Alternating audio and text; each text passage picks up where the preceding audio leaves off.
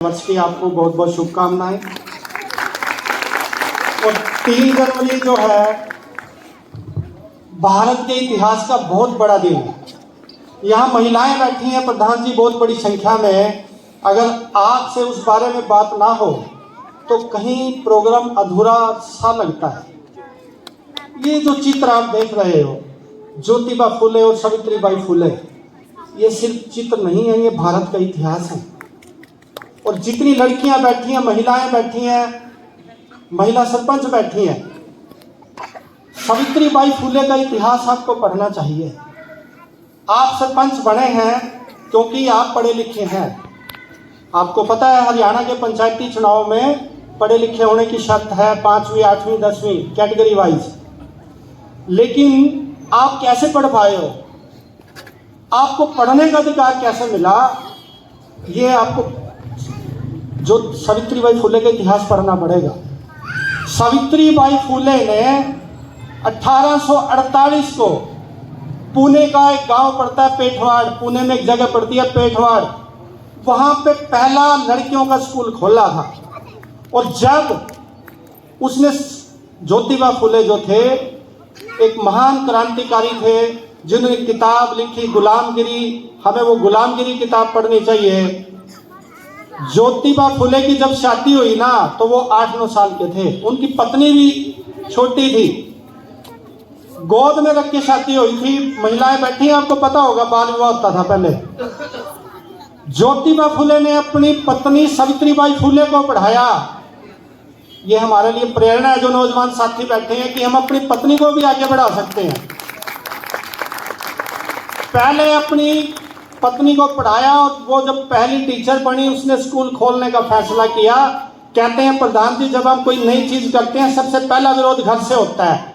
उसके पिताजी ने घर से निकाल दिया। ज्योतिबा फुले के पिताजी ने कहा अपनी बहू से और बेटे से कि ये अनैतिक काम आप नहीं कर सकते, क्योंकि लड़कियों का किताब पढ़ना अलाउ नहीं था, आपको बता दूं मैं। उन्होंने कहा कि यार ये धर्म भ्रष्ट करेगा, ये लड़कियों को पढ़ाएगा। उसने निकाल दिया अपने घर से दोनों को, किसी ने अपनी जगह नहीं दी। एक महिला थी फातिमा शेख जो मुसलमानों की पहली टीचर है भारत की, उसने कहा कि मेरा घेर जैसे होता है ना कच्चा पक्का, उसमें आइए और आप बच्चों को पढ़ाइए। सावित्रीबाई फुले ने उस फातिमा शेख के साथ मिलके पहला स्कूल खोला। और वो जो स्टोरी है ना ट्रेजिक, जब हम पढ़ते हैं ना तो आंखों में आंसू आ जाते हैं। एक महिला की इज्जत कितनी बड़ी होती है कि जब सावित्रीबाई फुले उस लड़कियों के स्कूल में पढ़ाने जाती तो उसको गांव वाले क्या कहते, उसको कीचड़ फेंकते, उसके ऊपर कीचड़ फेंकते और ये कहते इसने नाक कटवा दिया है।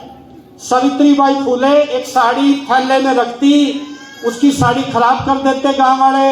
वो गांव में जाती, जब स्कूल में जाती तो साड़ी बदलती पहले जाके और फिर बच्चों को पढ़ाती। आप ये देखिए अगर आज एक महिला को ये कह देना इसने नाक कटवा दी तो शायद गांव में नहीं निकल पाएगी वो। लेकिन सावित्रीबाई फुले को उस समय लोगों ने कहा कि इसने नाक कटवा दी, खुद उसके ससुर ने कहा, उसके ससुराल वालों ने कहा। लेकिन सावित्रीबाई फुले एक के बाद एक स्कूल खोलती गई और पूरे महाराष्ट्र में उसने लड़कियों के लिए स्कूल खोले। तो मैं महिलाओं से खास करके अपील करूंगा कि बच्चा जो है ना महिलाओं की उंगली पकड़ के चलना सीखता है। आप अपने बच्चों को, लड़कियों को सावित्रीबाई फुले का इतिहास जरूर पढ़ाइए। 3 जनवरी को उसकी जयंती है, अपने घर में बैठ के, आप कहीं नहीं जा सकते, उस पर चर्चा कीजिए, मोहल्ले की महिलाओं में चर्चा कीजिए। नौजवान साथियों का ये फर्ज बनता है कि जिन लोगों ने हमारे लिए कुर्बानियां दी, जिन्होंने पूरा जीवन लगा दिया, उन लोगों को हम याद करें, कम से कम साल में एक बार तो याद करें उनको।